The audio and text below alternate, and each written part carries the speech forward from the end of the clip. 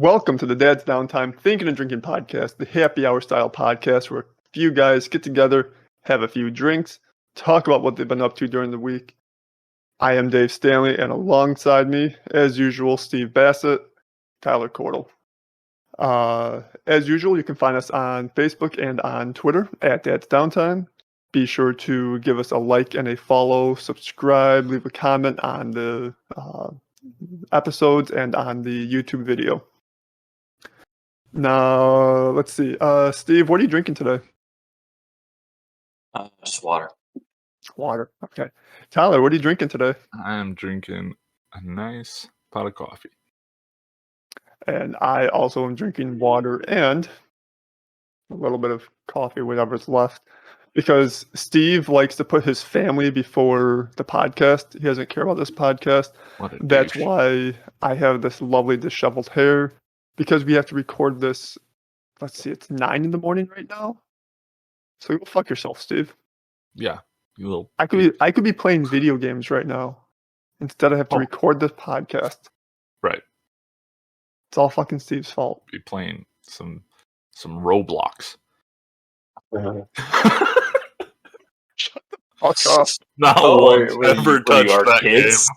I'm gonna go ahead and say I've never played that. I'm gonna kick your ass off the podcast now. Yeah, I wouldn't blame you. You're not even. I actually played Roblox. I would kick me off. I would kick myself off the podcast. God. So before we get into our topic of music today, I wanted to touch on our conversation from last week about like Leonardo DiCaprio and in particular the Revenant. Mm-hmm. So finished reading it earlier this week. Fantastic book. Love the book. Over the past 2 nights, Sarah and I watched The Revenant. And as a standalone movie, I can see it being a very, very good movie. And I understand the movie is inspired by The Revenant and the historical writings of Hugh Glass and Jim Bridger and whatever. But taking that movie after reading that book, they fucking bastardized that story. Yeah. They ruined it. Yeah. They made it. I don't know if either of you have read The Revenant. I've read excerpts from it. I've not actually read the whole book. So like in the book, they like the first it's divided into 2 parts. In part 1, it's just Hugh Glass making they go out, he gets attacked by the bear, and then he makes his way back to St. Louis or the St. Louis area, not necessarily St. Louis. Right. He makes his Fort Kiowa actually, so he makes his way back down to Fort Kiowa, which in the movie is where he meets up with the rest of the fur traders. Makes no fucking sense. Right.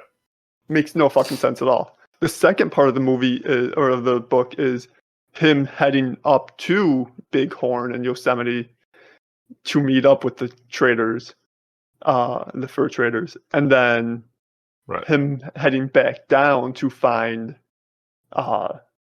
what's his name? Fitzgerald. Yeah. So in the book, there's no fucking kid. Yeah. Period. His revenge is based on the 2 guys looking over him, Bridger and Fitzgerald. His revenge is based on them taking his shit and leaving him to die. Yep. Like it. They destroyed a good book. As far as like the artistic freedom of adding a kid, I can understand how that would have a lot more gravity. I don't like that they're changing, like, it's a real historical event. I mean, this happened. Right. And so it sucks that they're taking a story that was real, something that actually happened, and changing it to fit Hollywood kind of bothers me. Mm-hmm. Like, they were grasping at a reason for him to have this revenge, instead of just going off of what his actual revenge was. Like, they added an element for no reason. Right, because taking everything from a man and leaving him to die is not enough reason to want to take revenge. Not in modern day times. Right, but back then, I mean, that was like they took everything from him. They literally left him with next barely to anything. nothing. Yeah, I was gonna say barely anything. Yeah, they took his knife, they took his Anstead rifle, which was like his prized possession. In the book, they go into the backstories of a lot of the characters, like Hugh Glass and Fitzgerald. Yeah.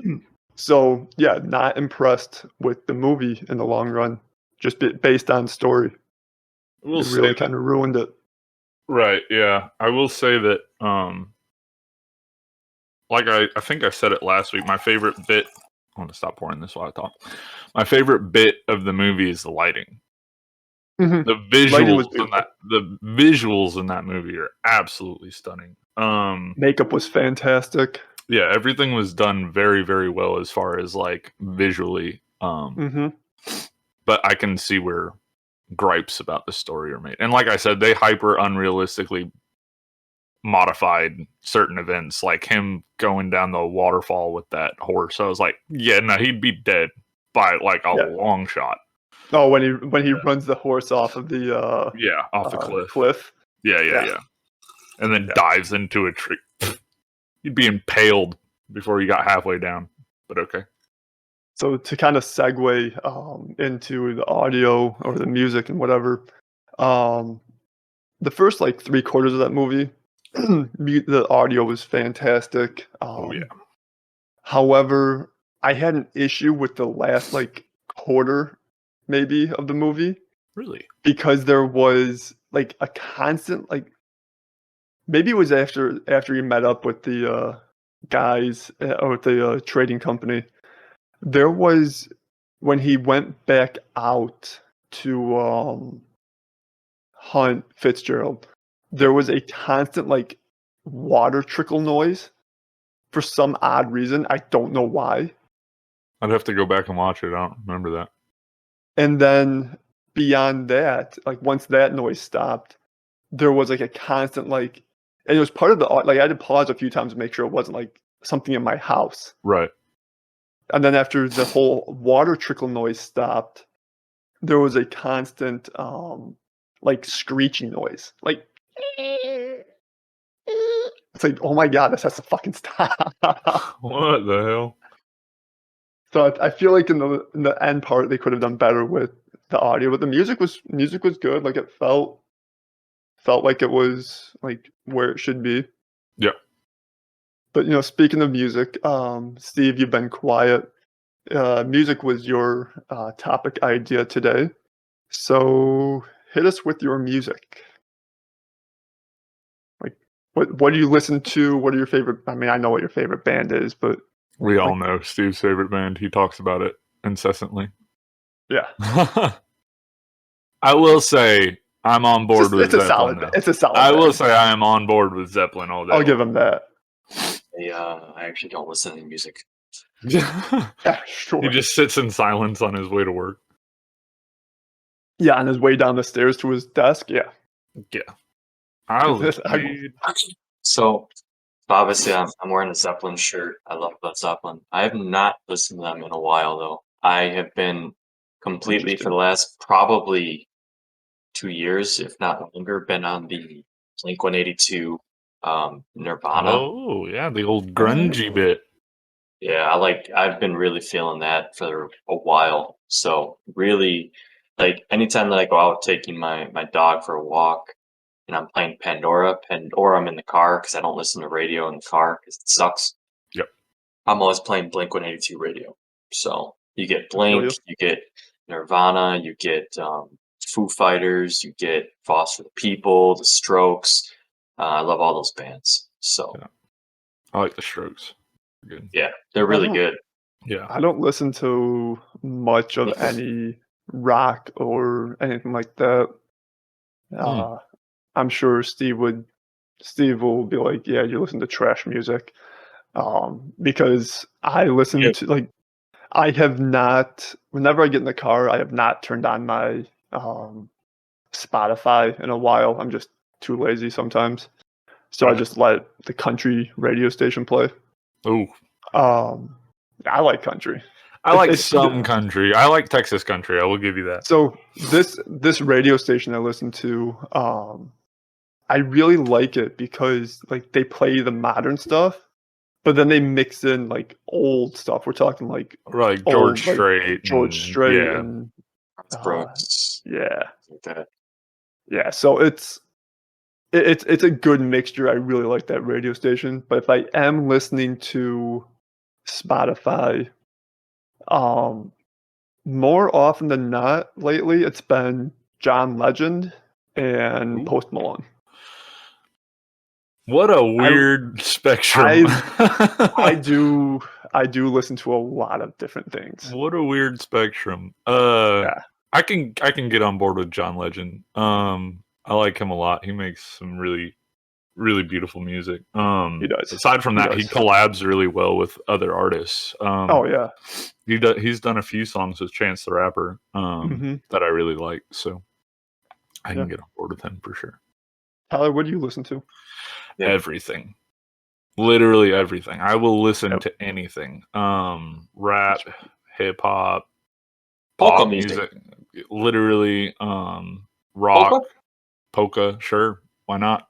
See, that's the thing is I don't like to limit myself. I'm right there with you. Like you can find good music anywhere, and some of it's gonna hit different, and some of it you're not gonna like. But for the most part, I will literally listen to anything just to have that experience. I like knowing that I can listen to all these different types of music and find either like a happiness or like a joy in it. I think it's cool when you find something that you can kind of, nod your head to or sing along to, or, even when you're in the car by yourself and you're acting like an absolute idiot singing at the top of your lungs, that's fun. I find that fun. So I'll, we've seen those videos of you doing that to One Direction. So exactly. Yeah. Yes. Yeah. Harry Styles. Oh my God.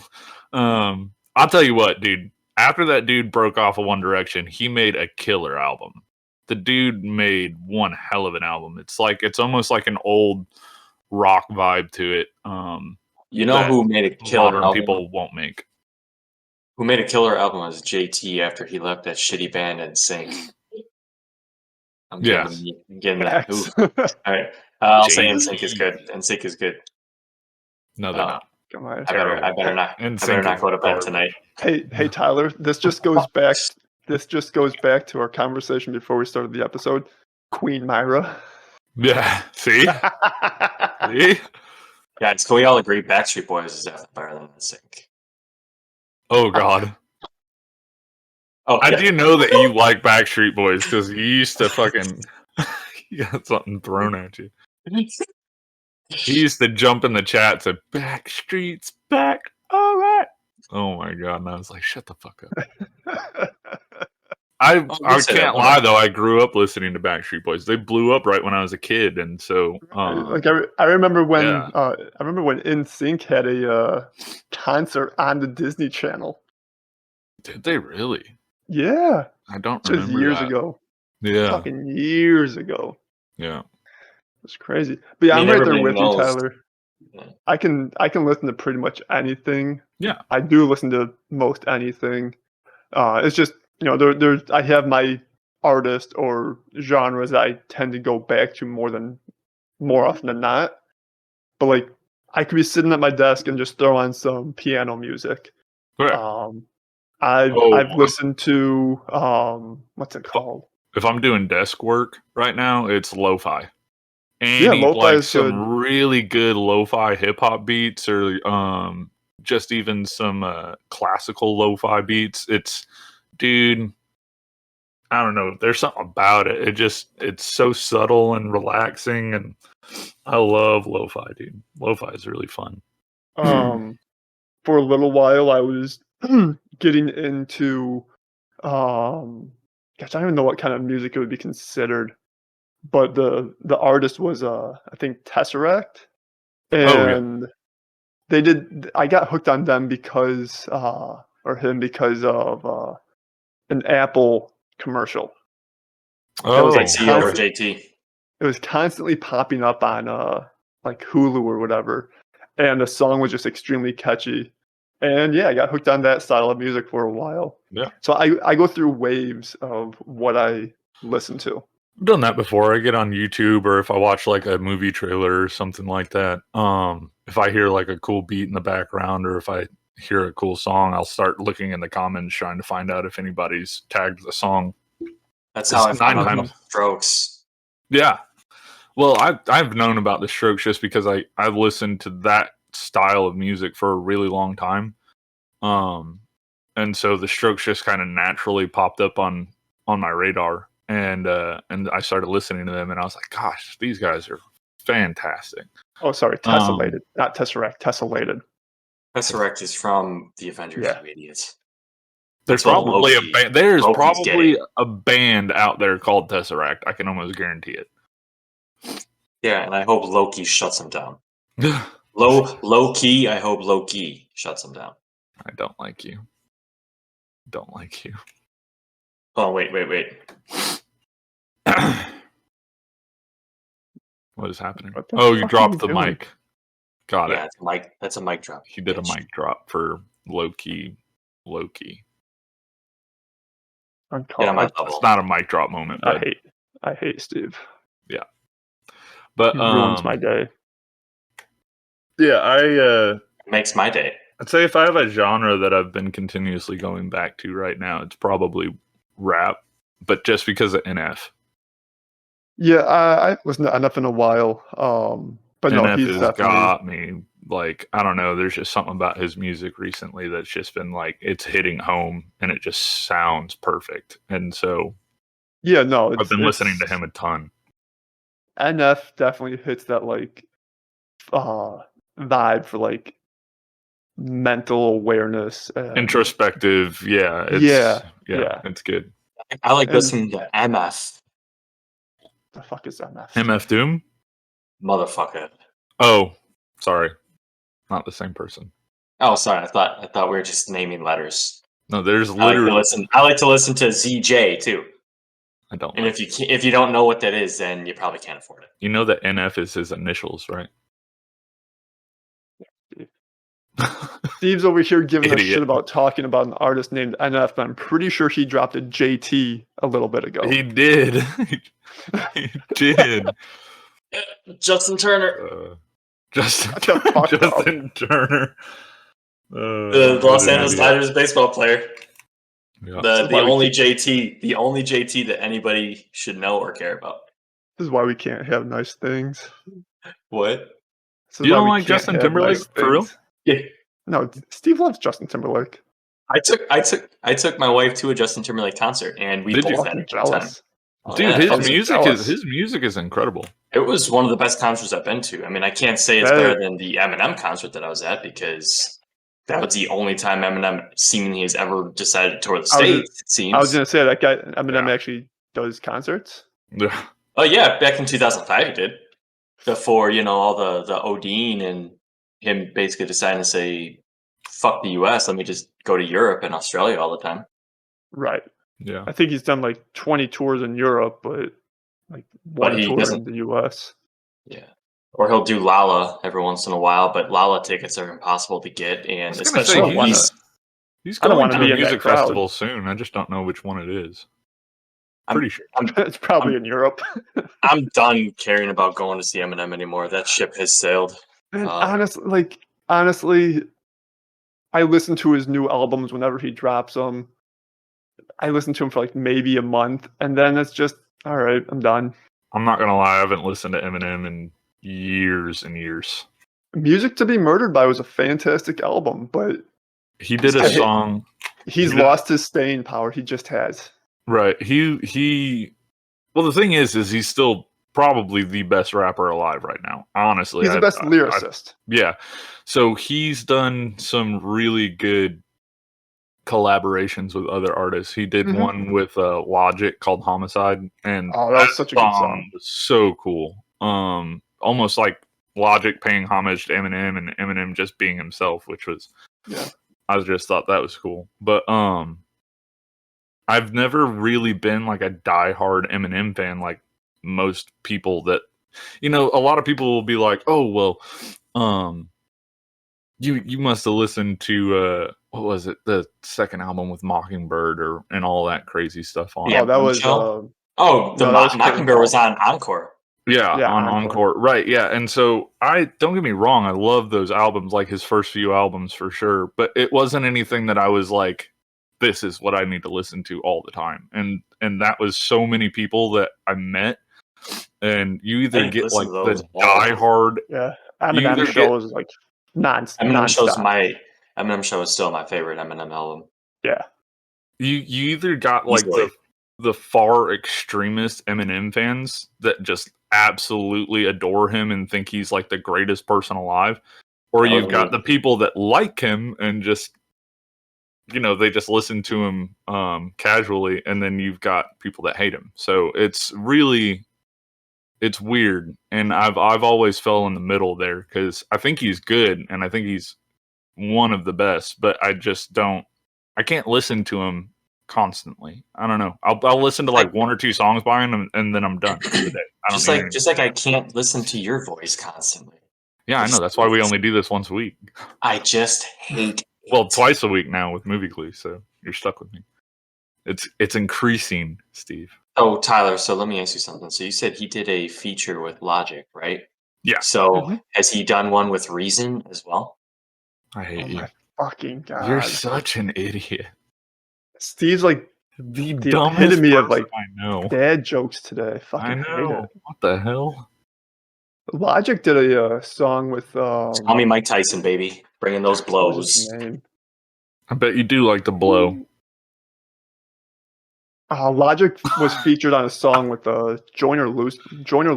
Joyner Lucas is incredible. Yeah. I'm assuming you've heard. I'm assuming you've heard his song "ISIS." Yes, that's a good fucking song.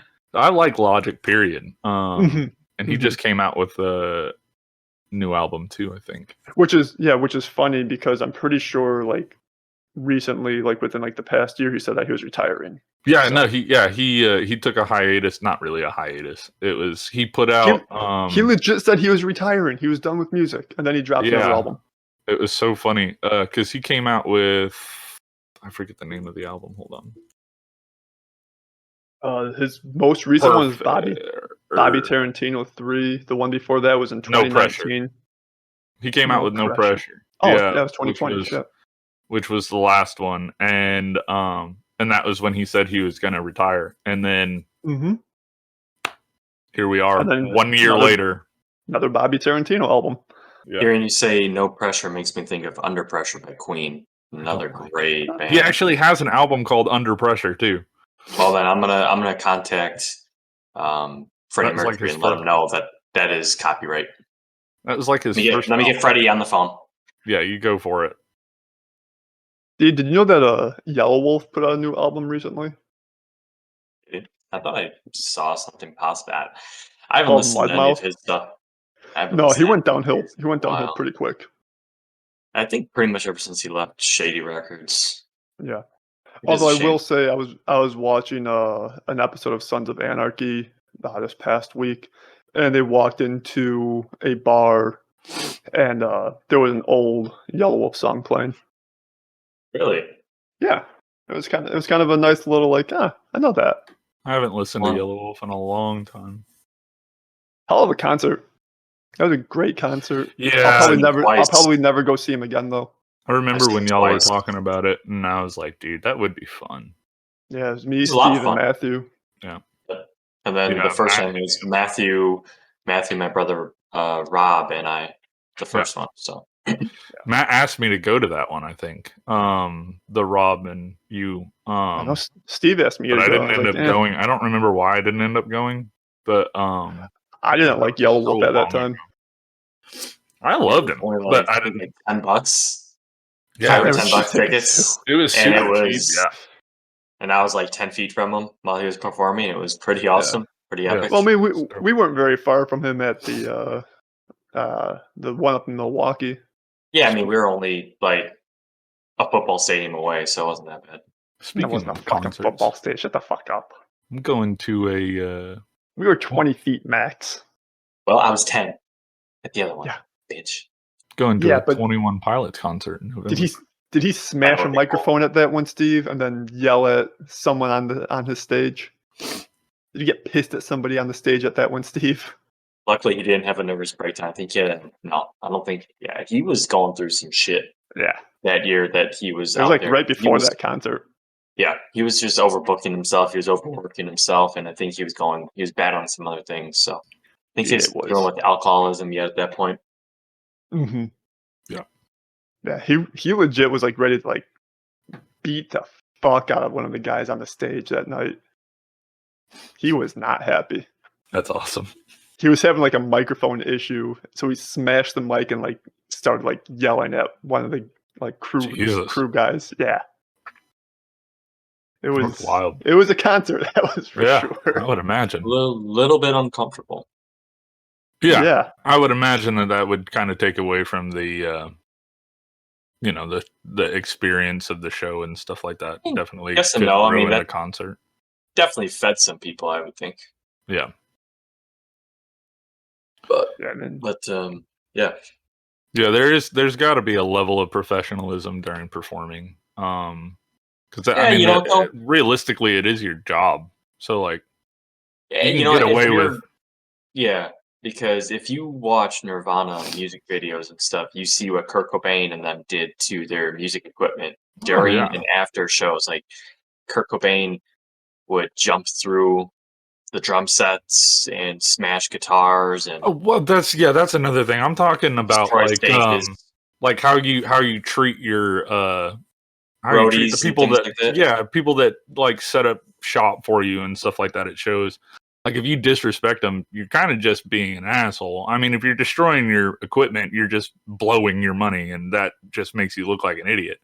But I mean, if you're just being an asshole to be an asshole to roadies and like security guards and stuff like that, that just makes you an asshole.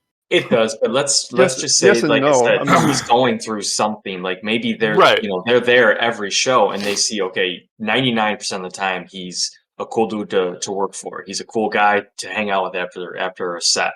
Maybe this is just one of those days. Everybody's got those days. An off day, yeah. I mean, well, right, but it also goes with. I mean, like, did he handle that situation right? Probably not. Right. But that roadie didn't do his job correctly. Right. Yeah. I mean, there was an issue with that equipment. Yeah. For a show, like this is not just like a rehearsal. This is a live performance. I'm not saying that you don't want that shit to do this. I'm not saying that like Yellow Wolf's an asshole, and I don't think that he was trying to be. Well, he might have been trying to be one, but I'm just saying like if it's like continuously happening, like if it's like over and over and over again at every show, and they're just being disrespectful, then that just makes him an asshole. Because there is a level of like you have to be professional with the people that you're working with. That way, you have these good shows and stuff like that. If you're not doing that, then you're just setting yourself up to be public enemy in your fans' eyes and stuff like that. So that's why so there's certain artists that I've gone to see live. I've gone to see John Bellion, X Ambassadors, and 21 Pilots. I actually saw 2 years ago. I'm going to see him again this year for this new album. And every time I've gone to see an artist, I've gotten lucky. Every time I've gone to see an artist, they're aware of all the work that goes into their shows, and so they'll like take a minute to like thank their security guards or like make them dance on camera and like just like be really cool to them. I think depending on the bands in particular too, because I mean, just like kind of you gave a little quick rundown. I mean, I've seen Eminem live. I've seen Muse once. They were fantastic. Rub it in again, Steve. I've seen Linkin Park twice. I've actually met Chester Bennington personally, shook his hand, got his autograph. Rest in peace. For real. That guy, let me tell you, man, that guy can put on a show. And I saw them in Summerfest up in Milwaukee when A Day to Remember opened for them. This is back when A Day to Remember was still kind of a small little post-hardcore band. And then Linkin Park came out after. We only paid $30 for the tickets, and I'll tell you what, dude. One of the craziest shows I've ever seen. Linkin Park they were outstanding performers. Something I really did grow up on listening to for a long time, Linkin Park. Oh yeah, Hybrid Theory is hands down like the Meteora. one. I loved Yeah. Meteora so much too, though. But yeah, no, those are some good albums. I mean, those just stick with you. Yeah, Minutes to Midnight even. They had That some was one of the great concerts, albums. one of the bands. Yeah, one of the concerts I went to was for the Minutes to Midnight. I think because that was the one with that was the one Leave with Out All the Rest. That was Bleed Given It Out. Up, Bleed It Out. Yeah, because I saw. Yeah, that's the year that I saw them then too. Because I saw them at Summerfest for, and they were performing "Bleed It Out," and I was like, "Damn, this song is crazy live." It's crazy live because Chester, you see, okay, it's not just auto tune or him, taking a pause and he's coming back in going with off. screaming. No, he's literally screaming that whole verse for like 2.5-3 minutes straight, and then he goes immediately back into singing without any, there's he's just going, man. Chester was a force, and just in himself, he was just a force to be reckoned with. It was insane. He was a legend. I got to see one of the concerts. So that was one, and another Linkin Park concert I got to see was My Chemical Romance. Was even like they came out before Linkin Park, so it's like, and I didn't even like My Chemical Romance at that time. And then like afterwards, I started listening. I'm like, man, I wish I gave them more respect because they're great. Yeah, MCR is a great band. Man, I got to see MCR and Rise Against in a concert.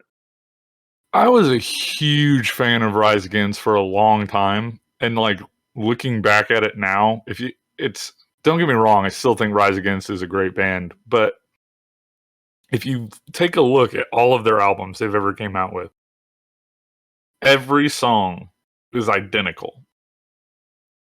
Like they have some that variate and like they get a little softer or they'll do like an acoustic thing, but 90% of their music is the same song just with different lyrics. And I'm not gonna bash them for it because they make it sound good. But overall it is very political music also. Yeah. That's true. Yeah. It is. Yeah. That's almost like when you're getting into like say System of a Down or I love System of a Down though. Yeah, System's great. Mm-hmm.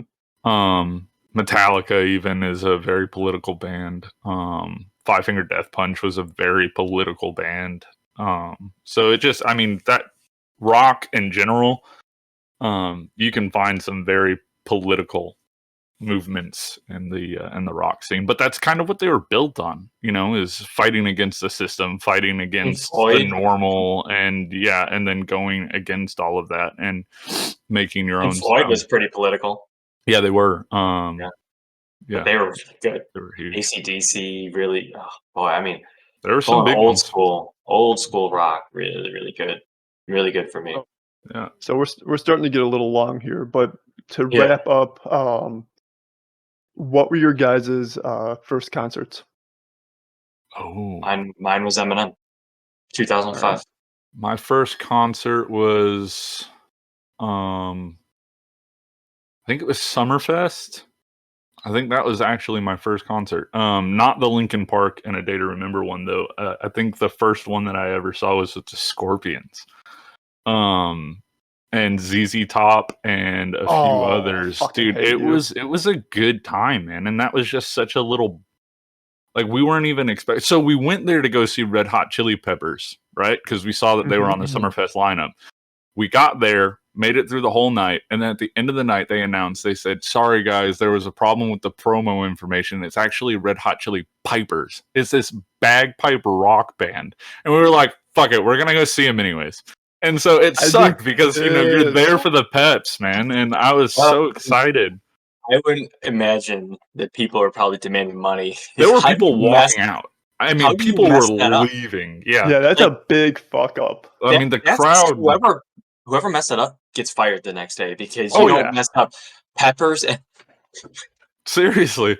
And so we ended up, we were like, you know what, fuck it, we're just gonna go see them. And so we went and we watched them, and they were sick, dude. They were fucking going. And I mean, they got like 3 dudes up there with bagpipes, everybody else on electric guitar, 1 dude singing, a couple people on drums. It was wild, dude. It was a good show. But I mean, it was just one of those things that it's like, y'all fucked up and y'all know you fucked up. And it was cool though. I mean, because Summerfest is so cheap. It's like I think it's like $30, and it's like you get in there for the whole day, and there's like 40 or 50 bands playing in one day, and every day you can buy it like a pass for 3 days for like $60, and it's like and you Lala. can see damn near It's like 200 bands. So it's like Lala. Yeah, well, Summerfest is known to be the biggest music festival in the world. So I mean, that was Summerfest, right? You said so. Yeah, like I remember when you were talking. I remember. So the Eminem one was Anger Management Tour 3. That's what that was. Okay. The Anger Management. Yeah, so, Summerfest what about is my first one. So my first one was 2004. Headlining band was Aerosmith. Oh. The band before them was Kiss, and opening act was Saliva. I love Saliva. Sick lineup. And how did they get poured up? How did Saliva get with Kiss and Aerosmith? Yeah, that's a weird. I have no clue. So, but you know, I had all the Saliva albums on. Like, I still have their CDs. Saliva is great. I love that band. Yeah. So my dad had bought the tickets for me, my sisters, and himself, and then my little sister decided to back out. She didn't want to go. It was up at Alpine Valley. So he invited his girlfriend at the time, which is now my stepmom. And then we had to buy more tickets. We had lawn seats, so we'd buy more tickets and got tickets for her two sons. And I knew that it was Kiss and Aerosmith performing. Did not know until they took the stage that Saliva was opening. I was like, this is That's the sick. Fucking best part ever. That's sick, yeah. Like, don't get me wrong, Kiss and Aerosmith, fantastic. But getting Saliva to open up with Click, Click, Boom, it's like, fuck yes. I'm surprised they opened with that. You would think that maybe be something they would close with, but... I don't know if they actually opened with that. I mean, I'm just looking at a set list from a different night of that tour. But yeah, regardless, like, fuck yes, that's a great way to start your concert history. What's funny is I've actually gone to like 2 shows where I like the opener way more than I like the headliner, and I think that's saying something. Like, that's creepy to think about, is that you're going there for this big band, and then the opener comes out, and you're just like, damn, they're hitting harder. They've got more hype. They've got more everything than the person I've came to see. And so then you find yourself a band that you didn't know existed, and now you've got a new kind of music to go off of. So yeah, that's why I like multi-band shows and stuff like that. I've had a few concerts like that. One of which was, I mean, I knew both the artists of this concert. I took Sarah years ago, back in 2012, to see a Keith Urban concert. I know this means nothing to Steve because he doesn't listen to country. And Jake Owen was the opening act. Oh, okay, yeah, Jake Owen's good. Very solid. And then we went to the Dierks Bentley Miranda Lambert concert, and Miranda Lambert was the headliner, and she sucked. Dierks Bentley, fucking awesome. Dierks Bentley's great, yeah. Yeah, but the other act, which I had never heard about, and I actually ended up liking them a lot, the Cadillac 3. Oh, yeah.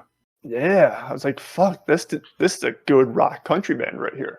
I'll tell you what, now that you're into into Texas, you got to look up like Randy Rogers Band, and all right, there's a few others. There's some really good bands. Cody Johnson's a great country artist down there, and he's from he's all Texas. I mean, he plays at Texas A&M a fuck ton. Trying to find it. Turnpike Troubadours is really good if you're looking for a good Texas band. You can even go with 7 Miles South. They're really good. So yeah, there's some really awesome Texas country bands out there that I like way more than I like modern country. Like, I won't listen to modern country. I like country. Yeah. All right. Well, I'll have to get with you on that stuff, on those bands later, to get more information on them. We've gone pretty long today, so As always, follow us on Facebook and on Twitter at Dad's Downtime. If you're watching on YouTube, please give us a like, subscribe, leave us a comment. Tell us what your favorite band is or your first concert. Yes. We try to read and reply to every comment that we get. Yeah. You guys got anything else? Not on any video. No. I'm good. I'm You good. guys good? Good? Yeah. Cool. We'll see you guys next week. Thanks. Thank you, guys. Later.